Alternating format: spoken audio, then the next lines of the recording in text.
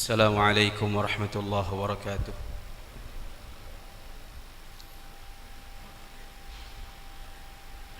الله أكبر الله أكبر الله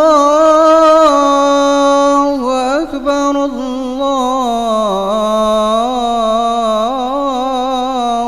أكبر. أشهد أن لا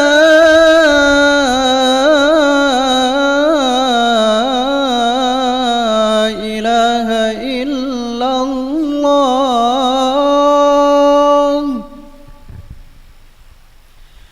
أشهد أن لا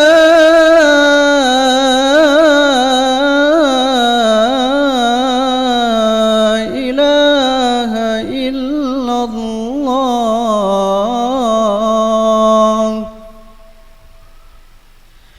أشهد أن محمدًا رسول الله.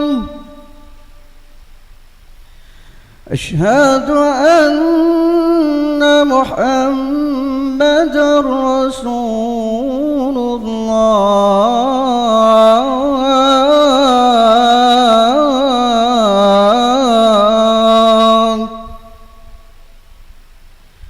حي على الصلاة.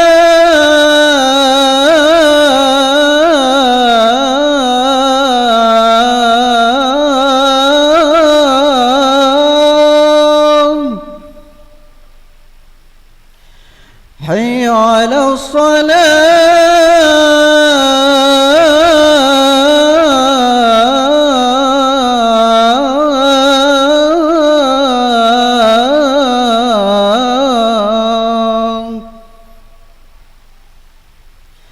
حي على الفلاح.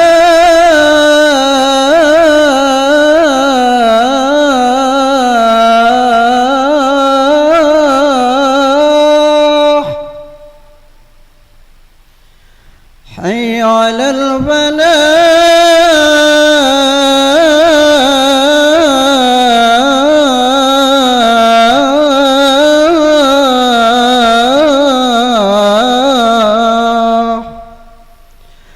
الله أكبر الله أكبر. لا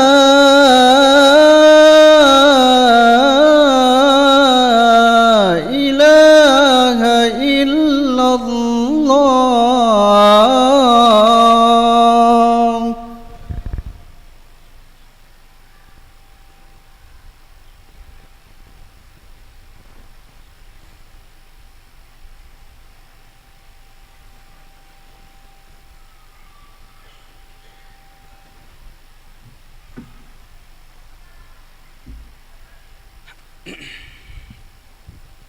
إن الحمد لله نحمده ونستعينه ونستغفره ونستهديه ونعوذ بالله من شرور أنفسنا ومن سيئات أعمالنا. من يهده الله فلا مضل له ومن يضلله فلا هادي له. أشهد أن لا إله إلا الله وحده لا شريك له، وأشهد أن سيدنا ونبينا محمدًا عبده ورسوله وصفيه ومختاره من خلقه وخليله. أشهد أنه بلغ الرسالة وأدى الأمانة ونصح الأمة وكشف الله جل وعلا به الغمة، وجاهد في الله حق جهاده حتى تركنا على المحجة البيضاء ليلها كنهارها لا يزيغ عنها إلا هالك. وضم الإله اسم النبي إلى اسمه إذ قال في الخمس المؤذن أشهد، وشق له من اسمه ليجله، فذو العرش محمود وهذا محمد. والله ما درأ الإله وما برأ خلقا ولا خلقا كأحمد في الورى، فعليه صلى الله ما قلم جرى أو لاح برق في الأباطح والقرى. اللهم صل عليه ما حي الحياة أرضا وما شهقت بتسليم فم. يا رب صل على النبي محمد ما سبحت فوق السماء الأنجم. ما احمر خد الأقحوان على الندى ما حام حول حمى حرامك مسلم. اللهم صل على سيدنا محمد في الأولين. اللهم صل على سيدنا محمد في الآخرين. اللهم صل على سيدنا ومولانا محمد في الملأ الأعلى إلى يوم الدين. يا أيها الذين آمنوا اتقوا الله حق تقاته ولا تموتن إلا وأنتم مسلمون. يا أيها الناس اتقوا ربكم الذي خلقكم من نفس واحدة وخلق منها زوجها وبث منهما رجالا كثيرا ونساء واتقوا الله الذي تساءلون به والأرحام إن الله كان عليكم رقيبا. يا أيها الذين آمنوا اتقوا الله وقولوا قولا سديدا يصلح لكم أعمالكم ويغفر لكم ذنوبكم ومن يطع الله ورسوله فقد فاز فوزا عظيما. أما بعد فيا عباد الله أوصيكم ونفسي المذنبة بتقوى الله عز وجل.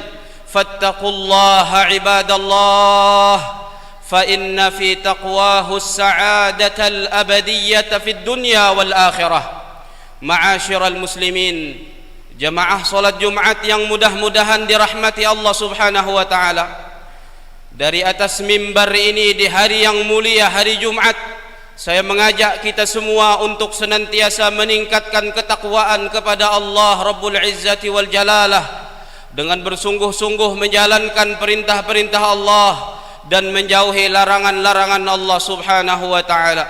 Ketahuilah ibadallah, sesungguhnya kebahagiaan yang hakiki di dalam kehidupan di dunia ini tidak dapat diperoleh kecuali dengan bertakwa kepada Allah Rabbul Izzati wal Jalalah.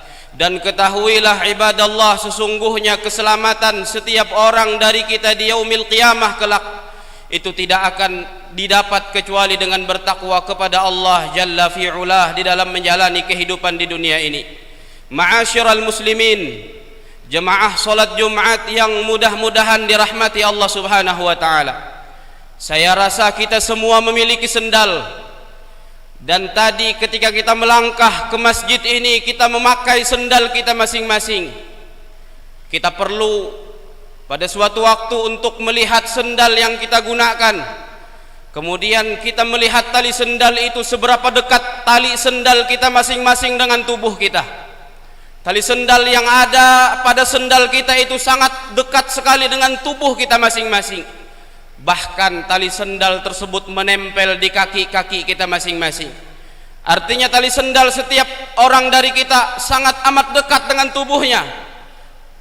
Akan tetapi ibadallah, sesungguhnya ada yang jauh lebih dekat daripada tali sendal tersebut. Di dalam hadis yang diriwayatkan oleh Al-Imam Al-Bukhari di dalam sahihnya, diriwayatkan pula oleh Al-Imam Ahmad ibn Hanbal di dalam musnadnya, dari hadisnya As-Sahabiyul Jalil, sahabat yang mulia Sayyiduna Abdullah ibn Mas'ud radhiyallahu ta'ala anhu wa ardhah, bahwasanya Rasulullah alaihi afdalus salati wa azkas salam bersabda, kata beliau, al-jannatu aqrabu ila ahadikum min syiraki na'lih. Surga, kata Rasulullah, itu lebih dekat kepada setiap orang dari kalian daripada tali sendalnya. Kalau ketika kita menggunakan sendal kita, ketika kita memakai sendal kita, kita melihat tali sendal kita menempel dengan tubuh kita, dan itu sangat amat dekat sekali kepada tubuh kita, ketahuilah ibadallah, ada yang jauh lebih dekat daripada tali sendal yang kita gunakan. Apa itu?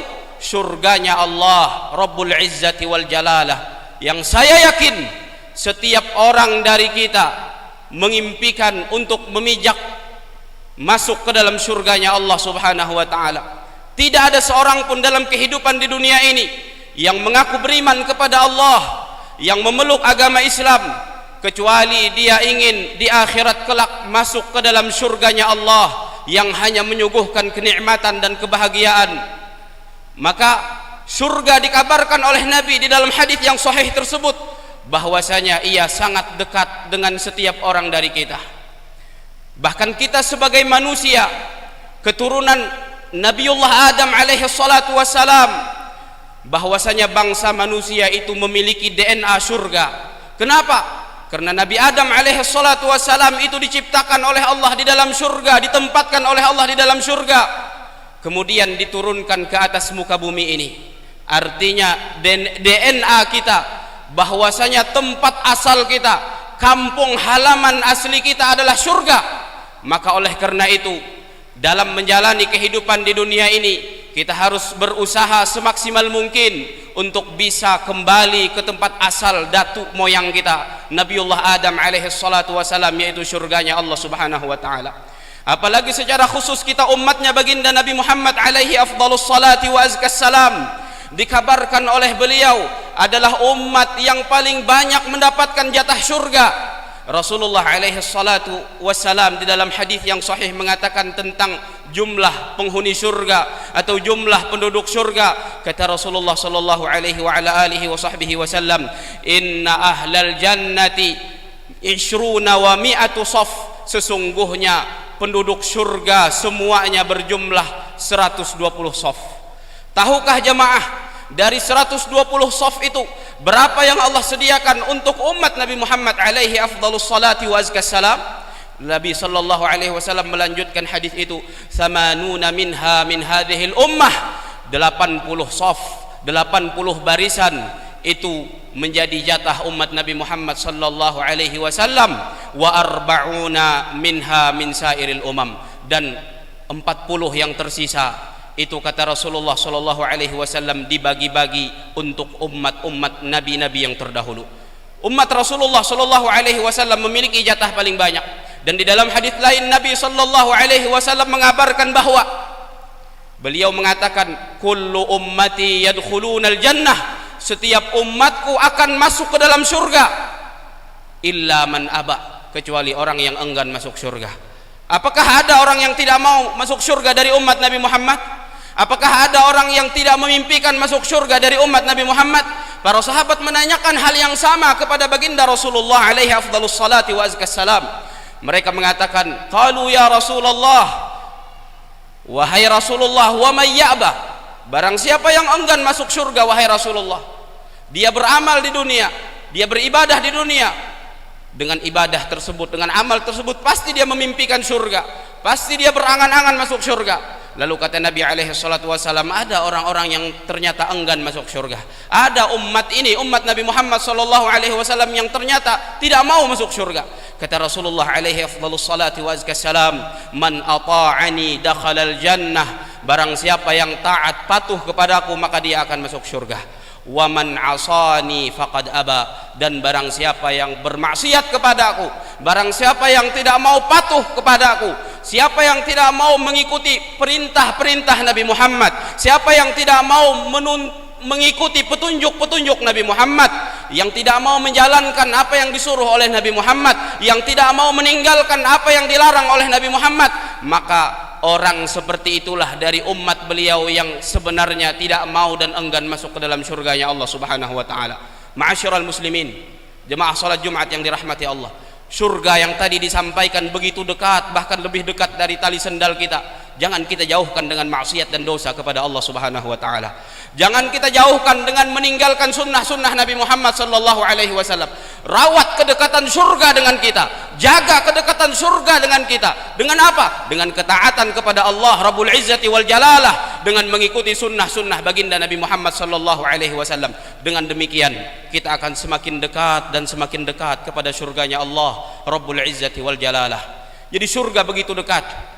Dan Nabi sallallahu alaihi wasallam melanjutkan, kata Rasulullah alaihi salatu wasallam, lanjutan hadis yang pertama tadi, wan naru mithlu dzalik, dan neraka juga sama seperti surga, jauh lebih dekat dari tali sendal setiap orang dari kita. Pilihannya hanya ada dua. Ketika berakhir dunia ini, terjadi hari kiamat, kemudian berganti dengan negeri akhirat, maka tidak ada pilihan lain kecuali surga atau neraka. Apakah kita akan menjauhkan surga yang sudah dikabarkan oleh Nabi sallallahu alaihi wasallam lebih dekat dari sendal kita, dan kemudian kita menambah semakin dekat jarak neraka yang juga jaraknya saat ini lebih dekat daripada sandal kita, atau kita akan semakin mengusahakan diri semakin dekat dan semakin dekat kepada surganya Allah, dan berusaha untuk menjauhkan neraka sejauh-jauhnya dari kita dengan betul-betul menjalankan perintah Allah, dengan betul-betul taat kepada Rasulullah, dengan menjauhi larangan-larangan Allah Subhanahu wa taala. Mudah-mudahan kita semua termasuk penghuni surga. Amin amin amin ya rabbal alamin. Wa idza quri'al Qur'an fastami'u wa ansitu la'allakum turhamun. A'udzu billahi minasy syaithanir rajim. وسارعوا إلى مغفرة من ربكم وجنة عرضها السماوات والأرض أعدت للمتقين. بارك الله لي ولكم في القرآن العظيم ونفعني وإياكم بما فيه من الآيات والمواعظ والذكر الحكيم. أقول قولي هذا وأستغفر الله العظيم لي ولكم ولسائر المسلمين من كل ذنب فاستغفروه إنه هو الغفور الرحيم.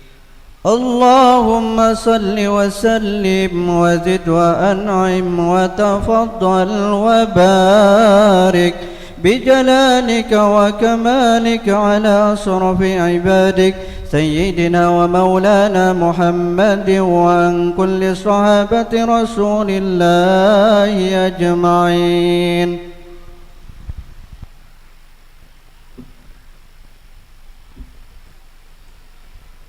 الحمد لله على إحسانه والشكر له على توفيقه وامتنانه. أشهد أن لا إله إلا الله وحده لا شريك له تعظيما لشأنه، وأشهد أن سيدنا ونبينا محمدا عبده ورسوله الداعي إلى رضوانه. اللهم صل وسلم وبارك على سيدنا ومولانا محمد وعلى آله وأصحابه وإخوانه. أما بعد فيا عباد الله اتقوا الله تعالى حق التقوى واستمسكوا من الإسلام بالعروة الوثقى واحذروا أسباب سخط الجبار فإن أجسادكم وأقدامكم على النار لا تقوى. ثم اعلموا عباد الله أنكم غدا ميتون وأنكم إلى الله تبعثون وتحشرون وعن كل صغير وكبير أنتم مسؤولون. ثم صلوا وسلموا عباد الله على خير البرية وأزكى البشرية سيدنا ومولانا محمد بن عبد الله صاحب الحوض والشفاعة، كما أمركم ربكم بأمر بدأ فيه بنفسه وثنى بملائكته المسبحة بقدسه وأيه بكم أيها المؤمنون، فقال جل من قائل عليم إن الله وملائكته يصلون على النبي يا أيها الذين آمنوا صلوا عليه وسلموا تسليما.